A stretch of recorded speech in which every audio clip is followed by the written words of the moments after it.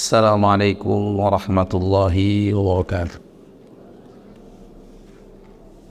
Alhamdulillah, nahmaduhu ta'ala wa nasta'inuhu wa nastaghfiruh wa na'udzu billahi min shururi anfusina wa sayyiati a'malina. Man yahdihillahu fala mudilla lahu wa man yudlilhu fala hadiya lahu. Asyhadu an la ilaha illallah wahdahu la syarika lah wa asyhadu anna Muhammadan abduhu wa rasuluh sallallahu alaihi wa ala alihi wa ashabihi wa man tabi'ahum bi ihsan wa sallim tasliman mazida amma ba'd. Alhamdulillah, ikhwan fiddin wa akhwat fillah, kaum muslimin dan muslimat jamaah pengajian bainal maghrib wal isya rahimanallah iyyakum, yang semoga senantiasa dirahmati oleh Allah Subhanahu wa taala. Segala puji kita panjatkan kepada Allah SWT atas segenap limpahan nikmat dan karunia yang tidak terkira, terutama iman dan iman Islam yang merupakan anugerah yang sejati, nikmat yang hakiki yang Allah SWT limpahkan kepada seorang hamba. Kemudian tak lupa salawat dan salam semoga senantiasa pula tercurahkan kepada junjungan kita Nabi besar Sayyidina Muhammad sallallahu alaihi wasallam beserta kerabatnya dan para sahabatnya serta siapa saja yang dijejak beliau berihsan ila yaumiddin. Jemaah yang dimuliakan Allah Subhanahu wa taala, sebagaimana biasa kita akan lanjutkan pembahasan kita dari kitab Fikih Adiyah wal Adhkar, Fikih Doa dan Zikir, karya besar Syekh Muhammad Syekh Abdul Razak bin Abdul Husain Al-Badr hafizahullah ta'ala wa ra'ahumah. Kita sudah sampai kepada perkataan beliau masih pada poin faqala hafizahullah ta'ala wa min fawaidin dzikr annahu ghirasul jannah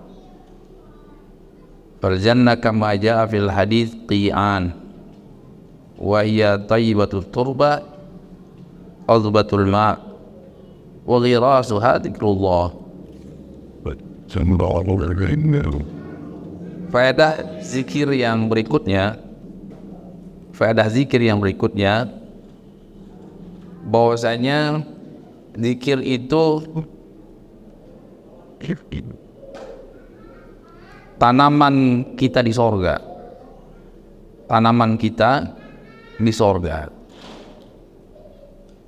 dan sebagaimana disebutkan dalam beberapa hadis,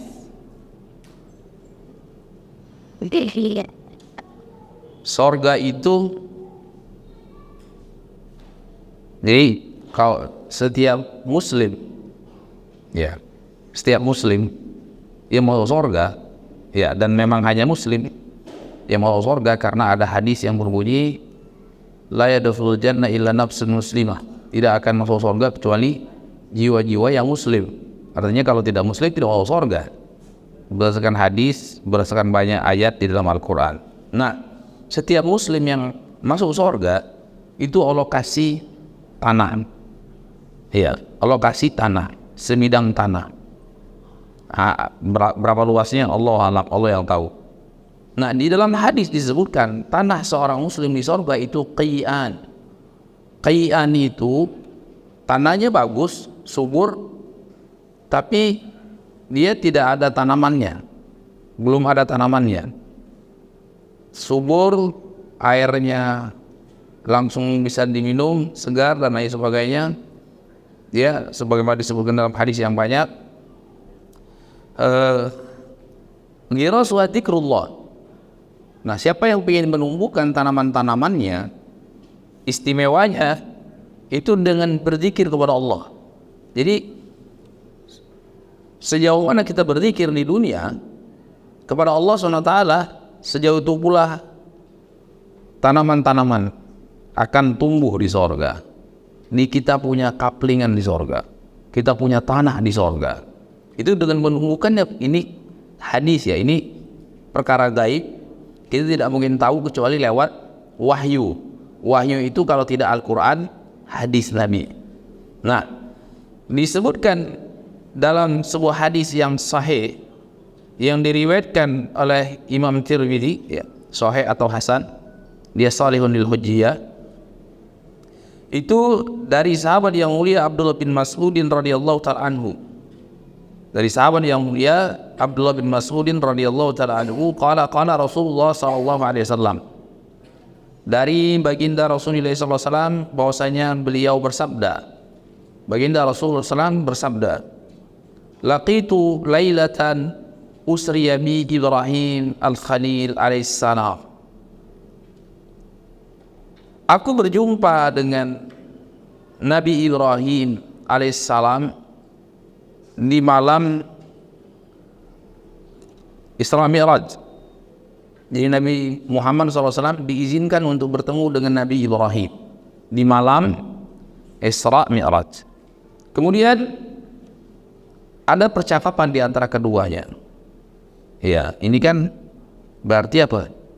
Cicitnya kan? Ya, karena Nabi Ibrahim punya anak Nabi Ismail. Nah, anak keturunan Nabi Ismail namanya Bani Ismail. Ya, di antaranya Nabi Muhammad SAW. Ya, Nabi Muhammad SAW itu termasuk Bani Ismail. Bani Ismail. Ini percakapan di antaranya Nabi Ibrahim berkata, "Ya Muhammad, ya, wahai Muhammad, akri ummataki min as-sanam wa akhbirhum anna al-jannah tayyibatut turbah adbatul ma' wa anna qiyan wa anna darasaha subhanallah alhamdulillah wa la ilaha illallah Allahu akbar." Wahai Muhammad, sampaikan salamku untuk umatmu. Ya, alaihi salam. Kita dikirimin salam dari Nabi Ibrahim. Kita kan bagian dari umatnya, bagian daripada umat Nabi Muhammad SAW. Walaupun tentu yang paling spesial adalah para sahabat Nabi, umat yang terbaik, generasi yang terbaik yang Allah SWT pilih mereka dari sekian miliar manusia untuk menjadi pendamping Nabi kita Muhammad SAW, berkorban jiwa dan raga untuk agama Islam. Wa akhbirhum annal jannata, kasih tahu mereka, kasih tahu umatmu wahai Muhammad, annal jannata tayyibatut turbah, bahwasanya surga itu tanahnya subur, ya, azbatul ma, airnya sangat segar, layak untuk diminum, ya, nggak perlu pakai masak-masak, nggak ada bakteri, nggak ada amuba, nggak ada segala macam. Wa annaqiyan, dan bahwasanya tanah di sorga untuk seorang muslim itu tidak ditumbuhi oleh tanaman-tanaman. Nah, siapa hendak menumbuhkan tanaman tersebut, hendaklah dia membaca subhanallah walhamdulillah wa la ilaha illallah wallahu akbar. Ya, tumbuh tanaman di surga tumbuh, ya. Subhanallah walhamdulillah wa la ilaha illallah wallahu akbar. Ya, ini berita dari Rasulullah SAW, ya, yang sahih. Wa ma yantiqu 'anil hawa in huwa illa wahyu yuha. Rasulullah SAW itu tidak ngelantur dalam berbicara, tidak berucap seenak-enaknya, dengan suka-sukanya, hawa nafsu maupun akal-akalannya, bukan. Tapi apa yang keluar dari lisan Nabi itu adalah wahyu yang disampaikan dari malaikat Jibril kepadanya. Ya, ini wahyu itu ada sifatnya Al-Quran, ada hadis. Ini salah satu bentuknya hadis. Jadi hadis Nabi menyebutkan, siapa yang hendak menanam tanaman di sorga, hendaklah dia memperbanyak ucapan subhanallah walhamdulillah wa la ilaha illallah wallahu akbar. Ya, subhanallah itu kita mensucikan Allah. Allah Maha Suci dari segala macam bentuk kekurangan dan kenistaan. Ya, dari segala macam bentuk kekurangan dan kenistaan. Misalnya apa? Allah sebutkan, Allahu la ilaha illa huwal hayyul qayyum la ta'khudhuhu sinatun wa la naum.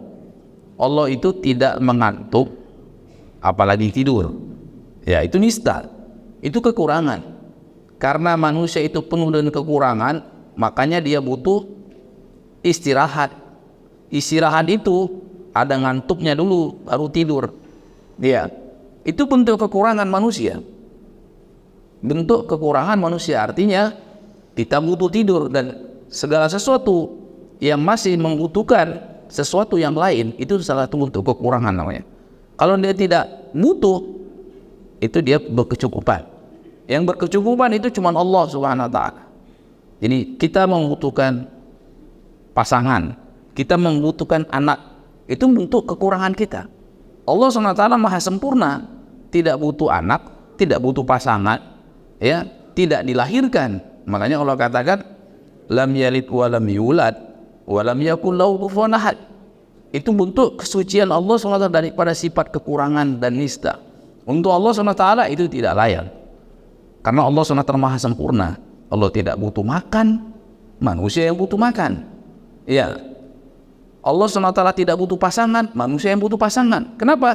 Karena manusia serba kekurangan sehingga butuh makan, butuh berpasangan, butuh punya keturunan, butuh punya teman, butuh punya penolong dan lain sebagainya. Allah tidak. Ya. Ya ayyuhan nas antumul fuqara ila Allah wallahu wal ghaniyyul hamid. Wahai sekalian manusia, kalian itu sangatlah berketergantungan dan membutuhkan Allah dari semua sisi, lahir dan batin. Sementara Dia Allah itu maha kaya, maha cukup, tidak membutuhkan apa-apa dari manusia. Dia lagi maha terpuji. Kalau Allah berkehendak, Allah akan hilangkan kalian semuanya dan Allah akan gantikan dengan kaum yang baru. Dan itu tidak sulit bagi Allah Subhanahu wa ta'ala. Nah ini, subhanallah, walhamdulillah. Walhamdulillah itu pujian kepada Allah SWT dengan sifat-sifat kesempurnaan yang dilandasi dengan rasa cinta dan pengagungan kepada Allah SWT. Ya, cinta dan pengagungan kepada Allah SWT. Ya, karena kata ulama di dalam bahasa Arab, pujian itu ada al-madhu, ada alhamdu, ada al-madhu, mirip-mirip ya, alhamdu dengan al-madhu. Nah, alhamdu ha mim dal, kalau al-madhu mim dal ha, mirip. Artinya kalau diterjemahkan bahasa Indonesia sama-sama pujian. Tapi kalau alhamdu itu pujian yang dilandasi ya dengan keyakinan akan kesempurnaan yang dipuji, tapi harus ada landasannya. Landasannya itu cinta dan ketundukan sekaligus penghaluman. Jadi yang dipuji itu sangat dicintai, yang dipuji itu sangat diagungkan, dikarenakan dia merasa hina dan tunduk kepada yang dia puji. Makanya alhamdulillah. Ya, berbeda dengan al-madhu, itu pujian. Pujian bisa jadi karena dia cinta, bisa jadi karena dia tidak cinta. Orang kan bisa memuji siapa saja, nggak mesti dia harus dicintai, tidak mesti dia harus ditakuti, enggak. Tapi kalau alhamdulillah, ya itu pujian yang dilandasi dengan rasa cinta, takut, harap, ya, atau pengagungan sekaligus ketundukan seorang hamba kepada Allah SWT. Ya, makanya kalimat alhamdulillah itu kalimat yang sangat sakral. Yang kata Nabi, alhamdulillah tamlaul mizan. Kalimat alhamdulillah kalau diucapkan dengan seksama, ya, maka dia akan memenuhi sesak timbangan amal kelak nanti di hari kiamat. Mizan, kita beriman bahwasanya nanti di hari kiamat ada mizan yang menimbang amalan yang baik dan yang buruk. Dan Nabi berkata, kalimat alhamdulillah itu kalau diucapkan dengan seksama, ya, betul-betul dengan penghayatan, betul-betul dengan rasa cinta, betul-betul dengan rasa ketundukan dan pengagungan kepada Allah, maka dia akan memberatkan, memenuhi sesak timbangan amal nanti di hari kiamat. Spesial kan? Cuman alhamdulillah nggak berat, tidak berat kalau sekedar di lisan. Tapi kalau ada unsur penghayatan, ada disertai dengan unsur cinta, disertai dengan unsur harap, disertai dengan unsur takut kepada Allah SWT, maka dia akan spesial. Dia akan begitu spesial di sisi Allah SWT. Kemudian la ilaha illallah itu ikrar yang dilandasi dengan keyakinan dari seorang hamba bahwasanya la ilaha, artinya la ma'budah, tidak ada Tuhan yang berhak disembah dengan benar illallah, kecuali dia Allah SWT, kecuali hanya Allah Subhanahu wa ta'ala. Ya, kecuali hanya Allah Subhanahu wa ta'ala. Ya, itu maknanya yang benar. Makanya orang-orang musyrikin Quraisy itu tidak mau mereka mengucapkan la ilaha illallah. Kenapa? Karena konsekuensinya berat. Harus meninggalkan apa? Harus meninggalkan Lat, Manat, Uzza dan sekian ratus yang disembah selain Allah SWT. Masing-masing kan punya mereka. Ya, kalau lihat batu unik sedikit mereka jadikan barang keramat. Ya, orang-orang zaman jahiliyah dulu. Kalau lihat pohon besar sedikit dijadikan apa? Pohon keramat. Iya kan? Orang-orang seperti ini zaman sekarang masih ada itu. Melihat pohon beringin gede, wah sudahlah, ini dikasih sajen. Ah, itu sama peninggalan orang-orang zaman jahiliyah. Iya, kearifan orang-orang zaman jahiliyah. Ya, ini konsekuensinya berat. Ketika harus mengucapkan la ilaha illallah, karena harus menafikan penghambaan diri kepada sekian banyak ya yang disembah selain Allah SWT. Ya. Dan menetapkan peribadatan hanya untuk Allah SWT. Ya, jadi orang musyrikin Quraisy itu bukan yang tidak beribadah kepada Allah sama sekali loh, enggak. Mereka tetap beribadah kepada Allah SWT, tapi Allah tuh kondisinya yang paling tinggi. Nah, untuk sampai kepada Allah itu ada namanya syufaat. Kepada Lat, Manat, Uzza, terus sisa-sisa berhala yang dari zaman Nabi Nuh alaihissalam, Yahuz, Ya'uq, Nasr dan seterusnya, itu banyak sekali. Ya, nah ini sebagian mereka itu perlambangan perwujudan orang-orang soleh.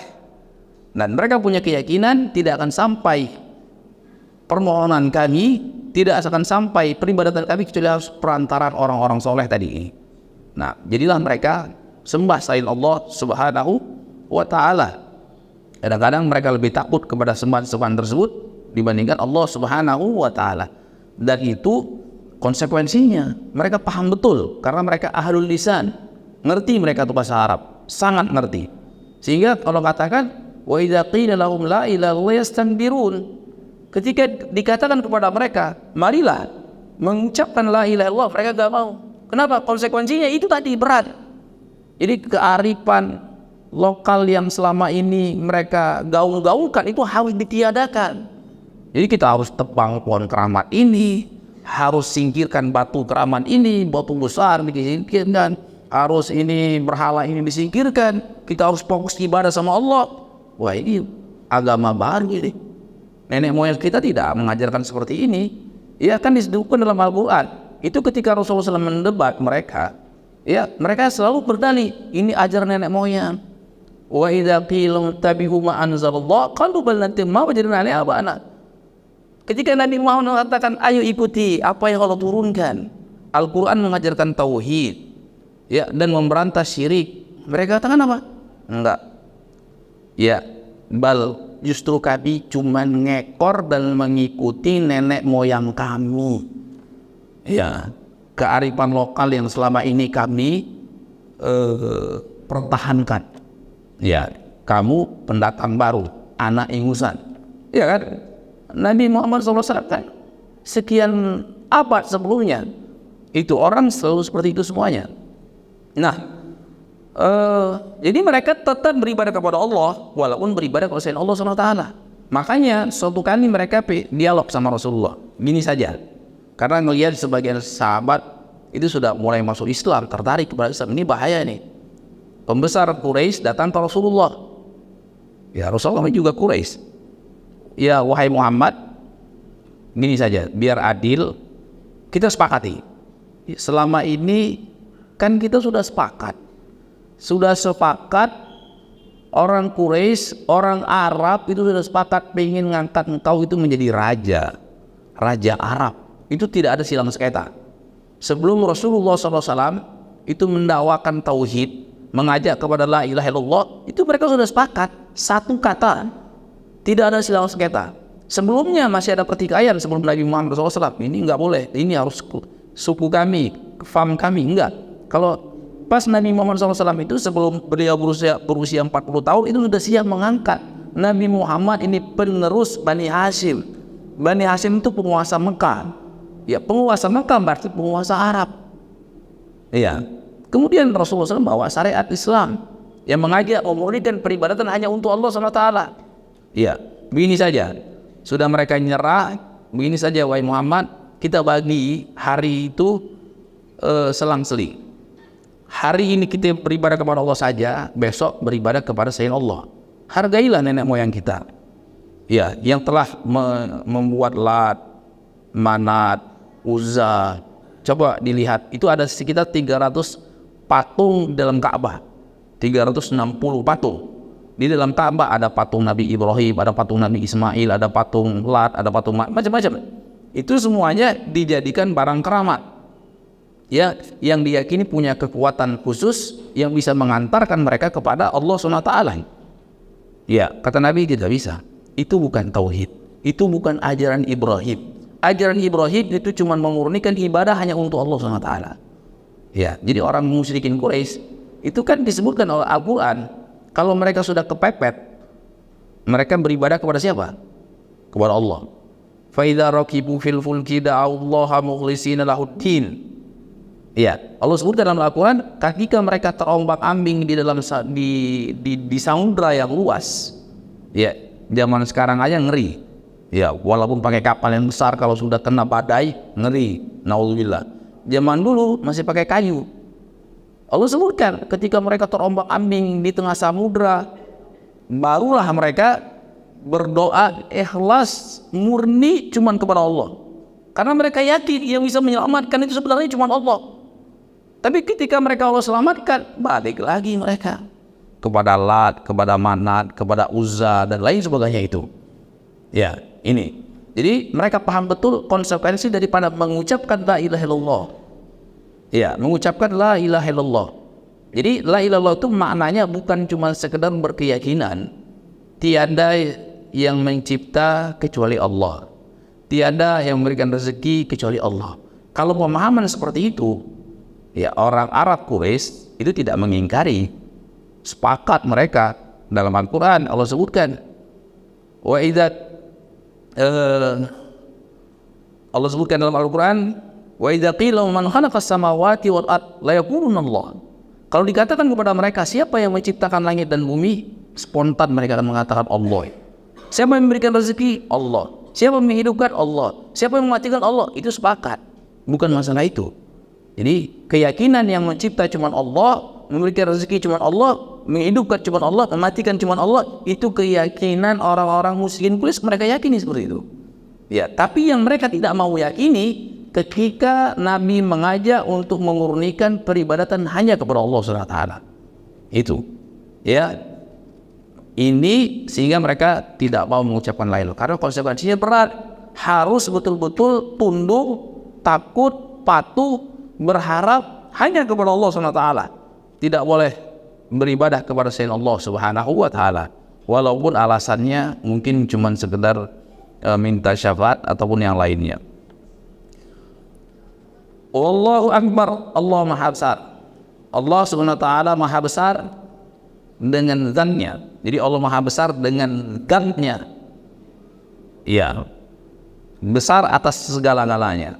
Allah Maha Besar dengan kekuasaannya. Allah Maha Besar dengan sifat-sifat dan kemuliaannya. Allah Maha Besar akan kedudukannya di atas seluruh makhluknya. Jadi Allah Maha Besar dari semua sisi. Ya, karena apa? Karena seluruh orang yang berkeyakinan agama, bahkan seluruh ahlul bid'ah.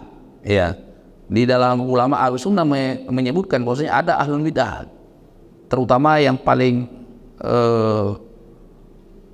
terkenal itu Jahmiyah dan Mu'tazilah. Jahmiyah dan Mu'tazilah itu berkeyakinan, kalau Mu'tazilah berkeyakinan Allah punya nama tapi tidak punya sifat. Jahmiyah berkeyakinan Allah SWT tidak punya nama dan tidak punya sifat. Iya, sementara Ahlussunnah wal Jamaah mengatakan Allah punya nama dan Allah punya sifat. Nah, salah satu sifat Allah itu Allah SWT Maha Besar, Al-Kabir Al-Azim. Allah Maha Besar, Allah SWT Maha Agung. Ya, betul-betul dengan zat-Nya. Dan semuanya yakin. Satu titik mereka tuh yakin, bahkan sekelas Jahmiyah sekalipun yakin Allah itu punya zat. Allah itu punya wujud. Ya, punya zat. Kenapa? Kalau tidak dikatakan seperti itu, Allah tidak punya zat, Allah tidak punya wujud, berarti apa? Nggak percaya sama Allah. Ini sesuatu yang maknawi.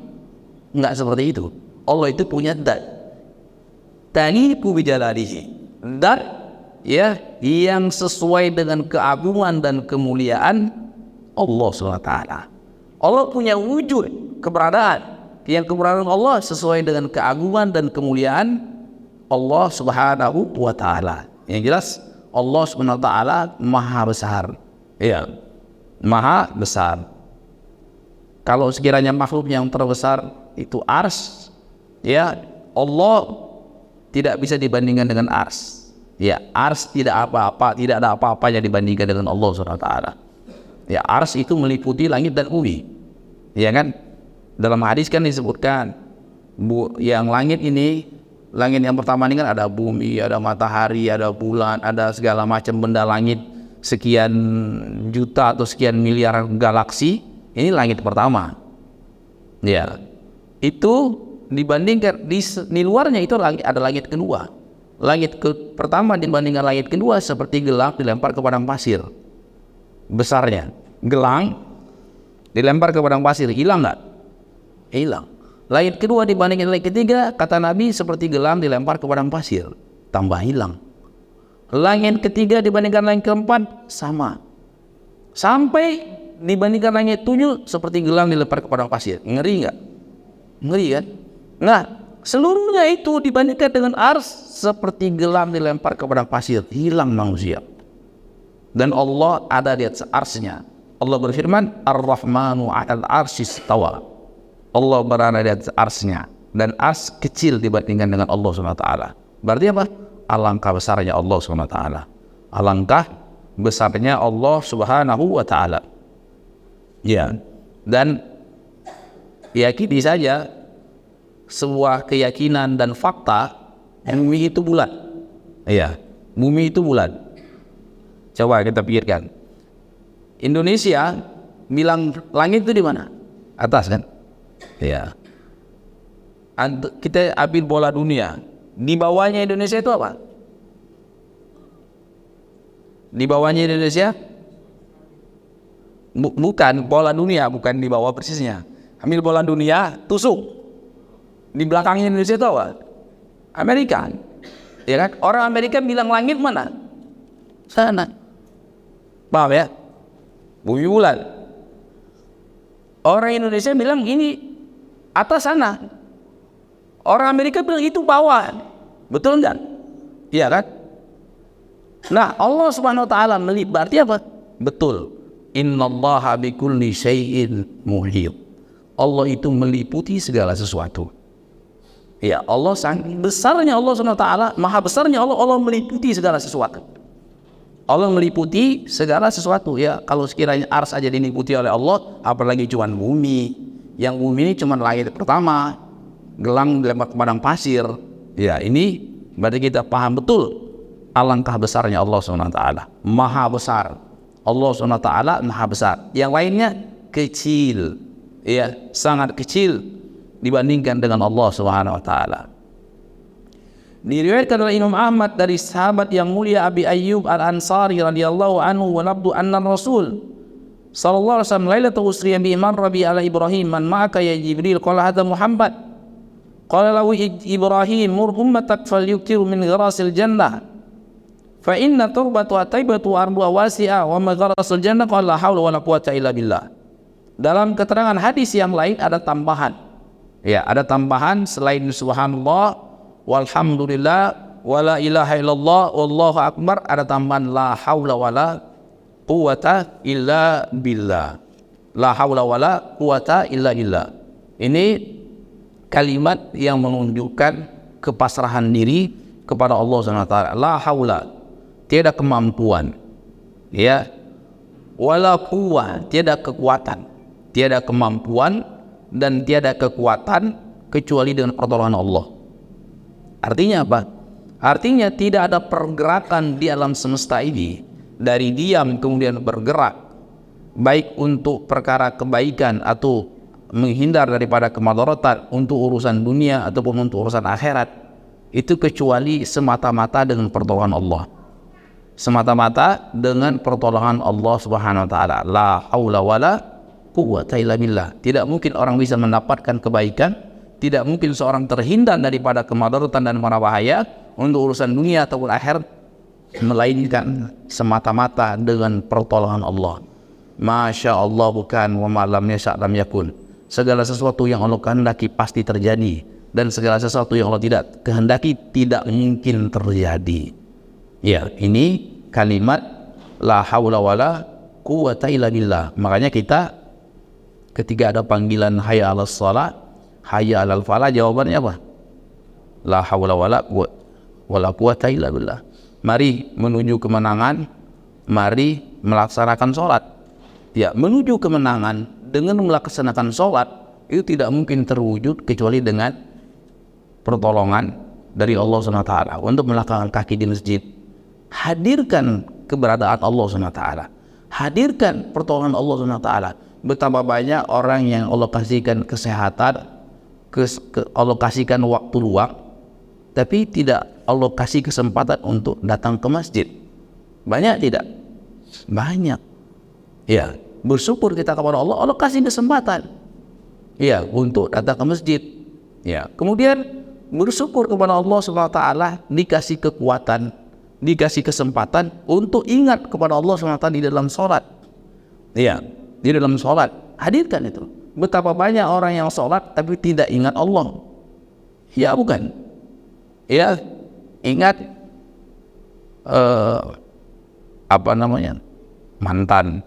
mantan istri, ya positif misalnya kan, ingat pekerjaan atau ingat mantan pekerjaan, segala macam masuk di dalam sholatnya.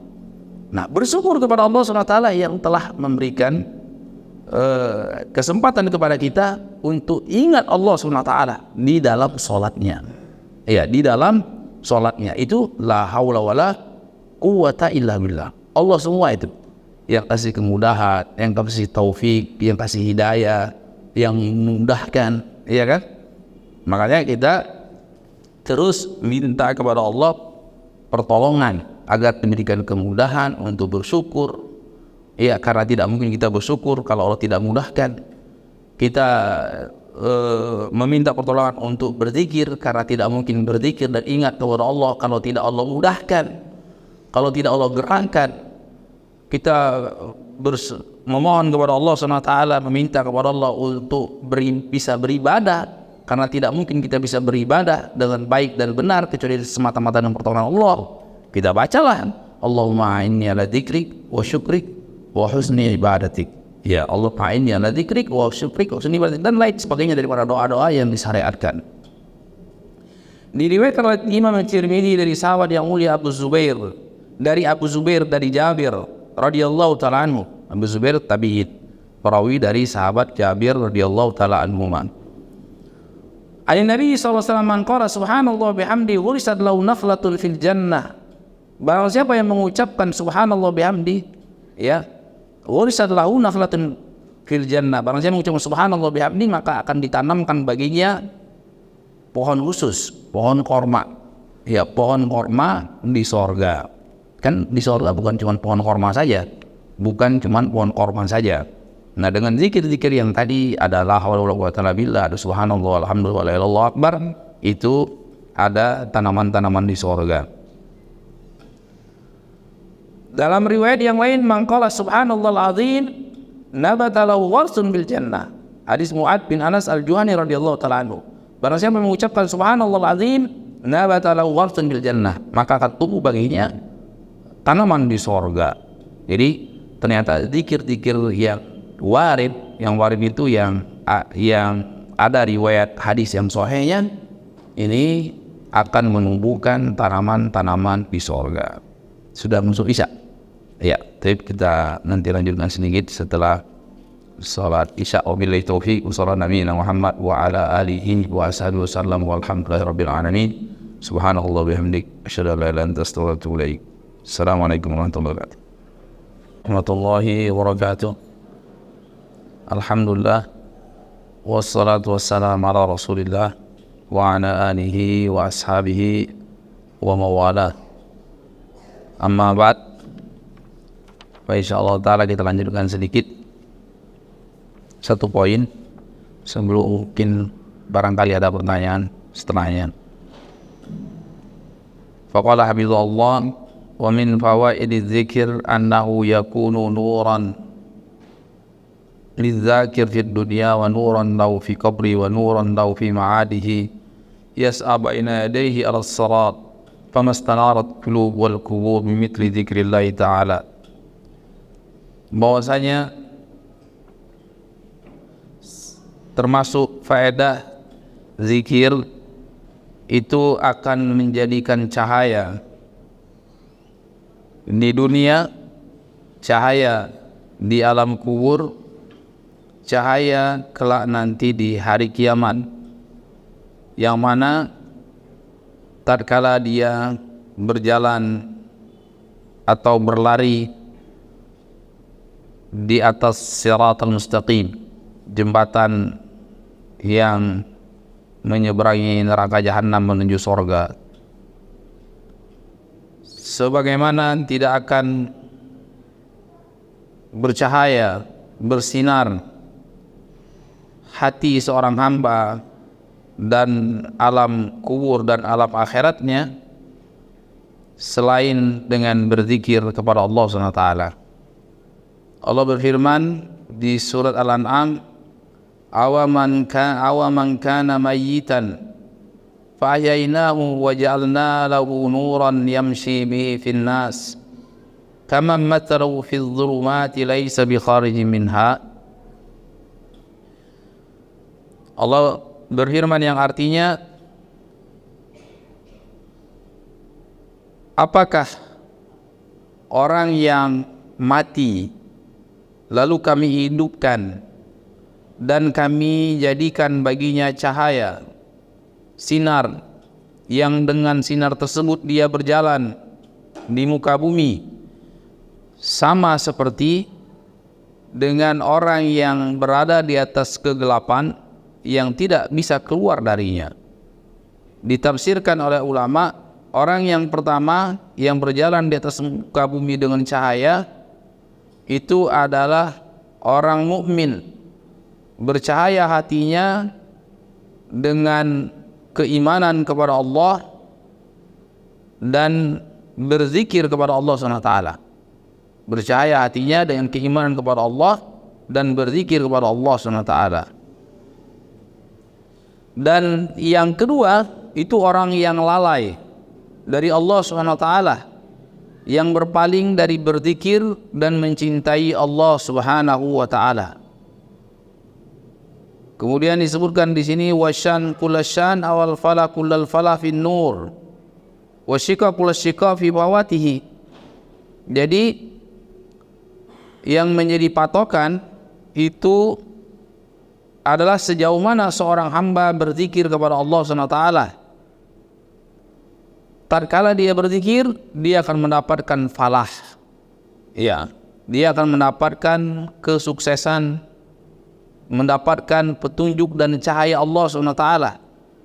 Dan kesengsaraan, malapetaka tatkala dia tidak mendapatkan cahaya dan nur, sinar dari Allah SWT dengan berzikir kepada Allah SWT. Oleh karena itu, Nabi Muhammad SAW yuktiru min su'alillahi ta'ala bi an yaj'al fi kulli dzarratil batinah. Ya. Oleh karena itu Rasulullah SAW itu banyak sekali di dalam keterangan hadis beliau berdoa memohon kepada Allah agar lahir dan batin beliau itu diliputi dari semua sisi dengan cahaya, dengan sinar. Ya, makanya disebutkan dalam hadis yang diriwayatkan oleh sahabat Abdullah bin Abbas radhiyallahu anhu bahwasanya Rasulullah SAW itu berdoa pada malam hari, Allahumma ja'al fi qalbi nuran, ya Allah jadikanlah di hatiku itu cahaya, wa bi basari nuran, pada mataku cahaya, wa bi sam'i nuran, pada pendengaranku cahaya, wa an yamini nuran, sebelah kananku cahaya, wa an yasari nuran, sebelah kiriku cahaya, wa fawqi nuran, di atasku cahaya, wa tahti nuran, bawahku cahaya, amami nuran wa khalfi nuran, depan dan belakangku cahaya, wa adzim li nuran, ya Allah besarkanlah, luaskanlah dan lapangkanlah cahayaku. Ya. Dalam keterangan yang lain ada tambahan asabi walahmi wadami wa sya'ri wa basyari,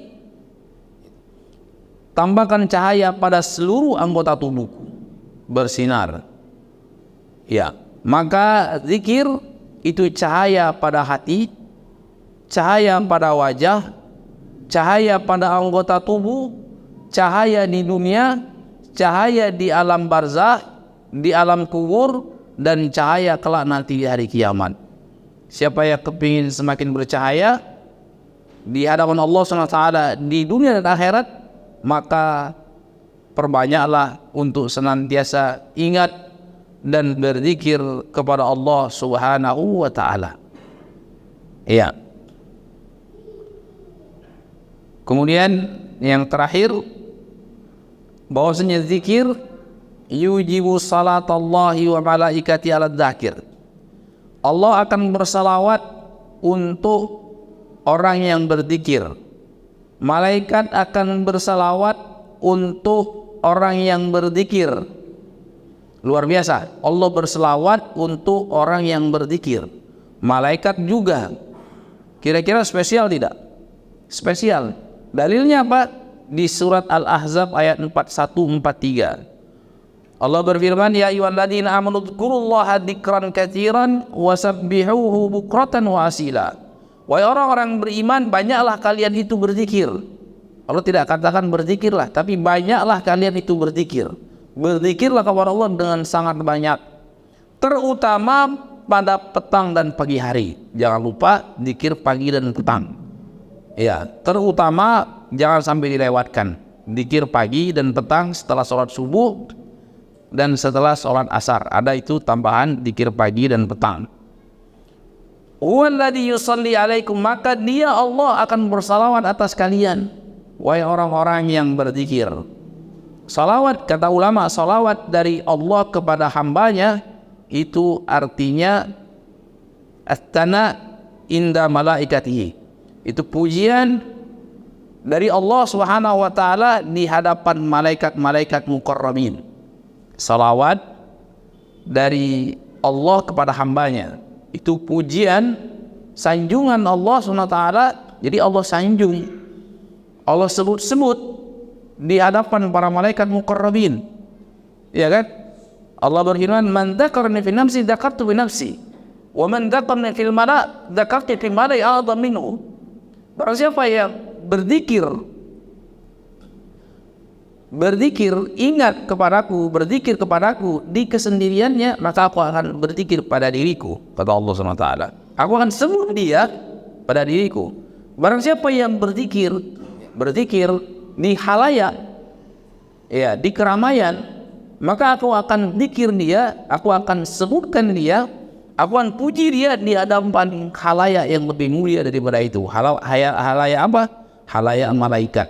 Ya, halayak malaikat. Makanya itulah faedahnya sholat berjamaah, berzikir di keramaian.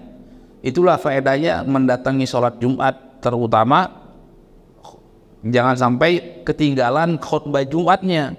Ya ayyuhalladzina amanu idza nudiya lis-salati min yaumil jum'ah fas'au ila dzikrillah. Wahai orang-orang beriman, kalau dikumandangkan azan di hari Jumat itu fas'au, segeralah datangi dzikrillah, untuk berzikir kepada Allah.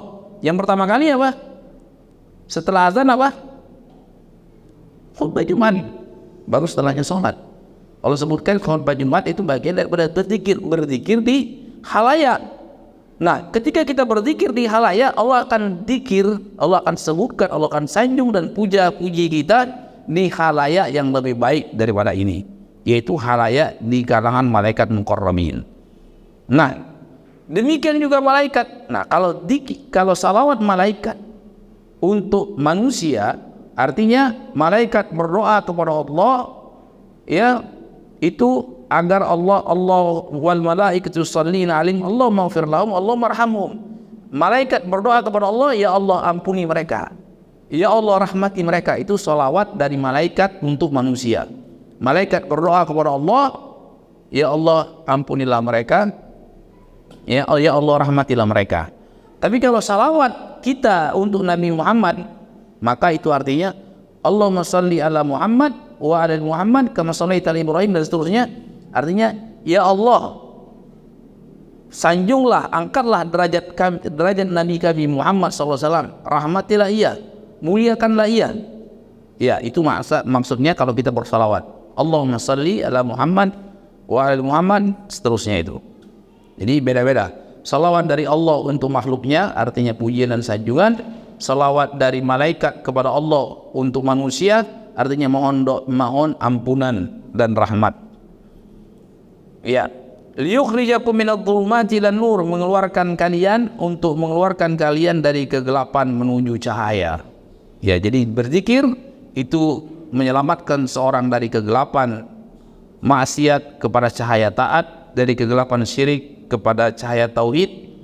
Ya, wa kana bil mu'minina rahima, dan bahwasanya Allah SWT terhadap kaum mukminin itu penuh kasih dan sayang. Ya, mungkin untuk materinya kita coba dulu sampai sini. Barangkali ada pertanyaan, tafadhol, silakan, monggo.